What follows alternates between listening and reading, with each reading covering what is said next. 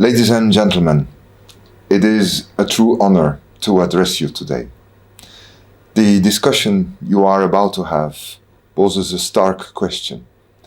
Are we doing enough, or are we hiding in our corner?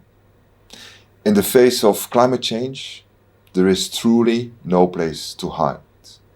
And at DG Clima in the European Commission, we are not in the habit of hiding or staying in our corner.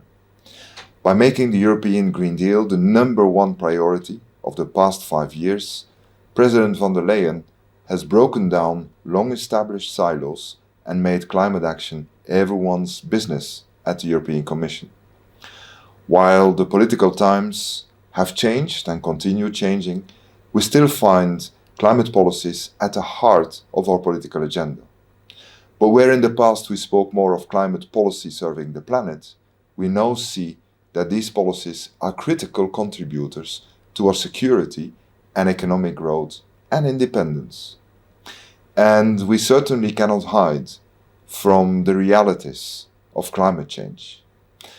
The past decade has brought record heat and climate extremes. Just last year, 2024 became the first year with global temperatures averaging above 1.5 degrees.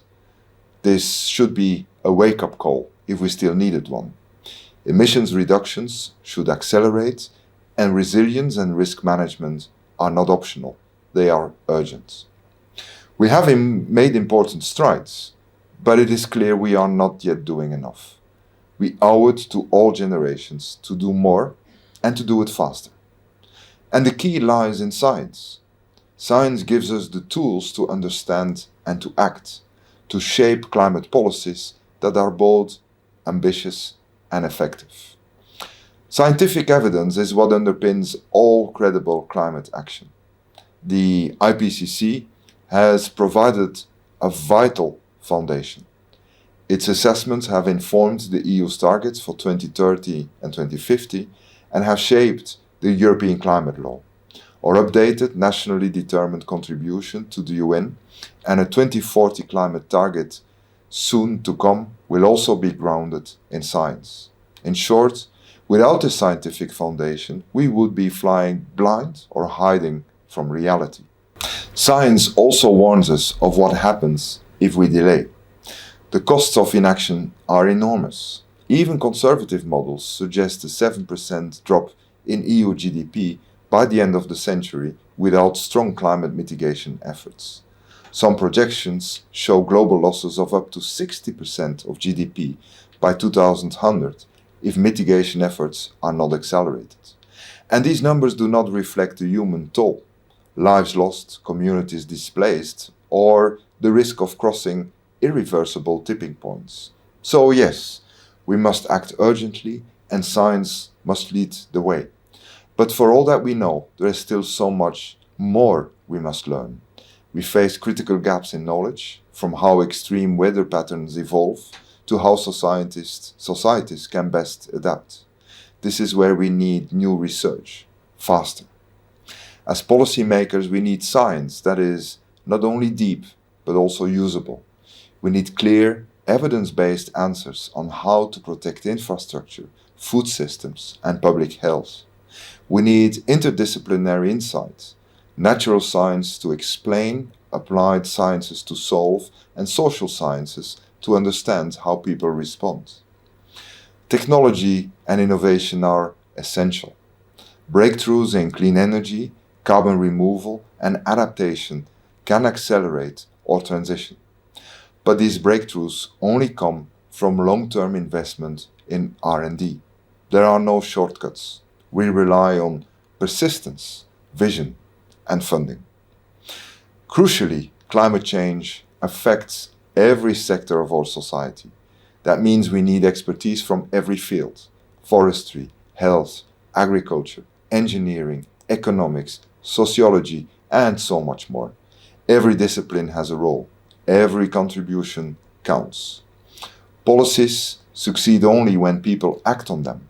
That's why we also need behavioral and social sciences. What drives people to change? What makes policies stick?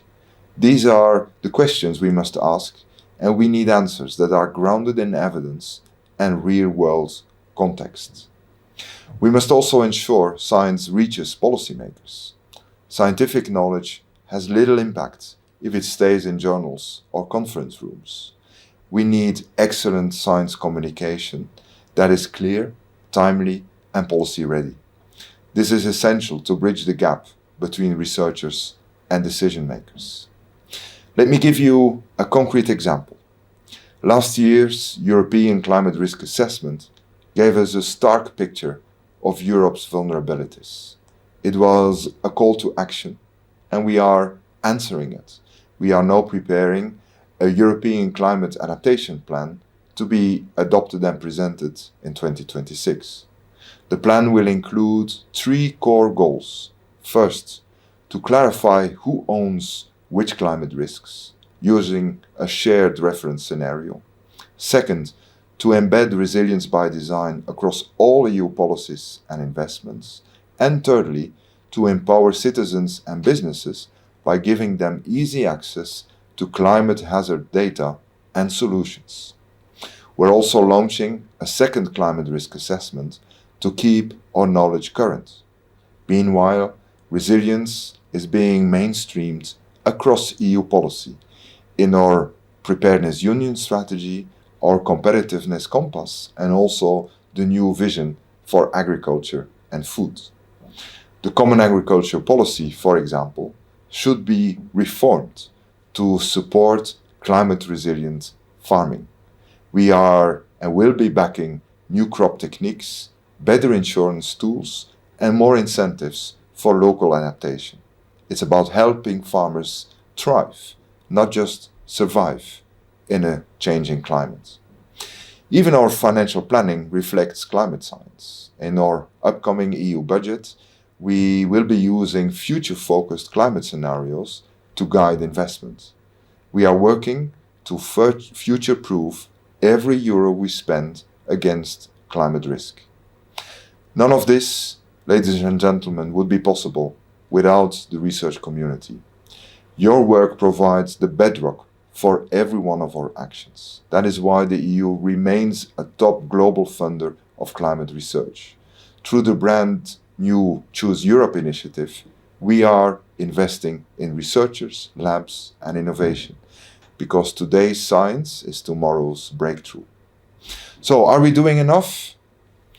We have come far, but we are not there yet. Let us step out of our silos across disciplines and generations and rise to this challenge. Science gives us the tools. The promise of a clean and healthy future gives us the reason. We must act together, and we will. Thank you very much for your very, very valuable work.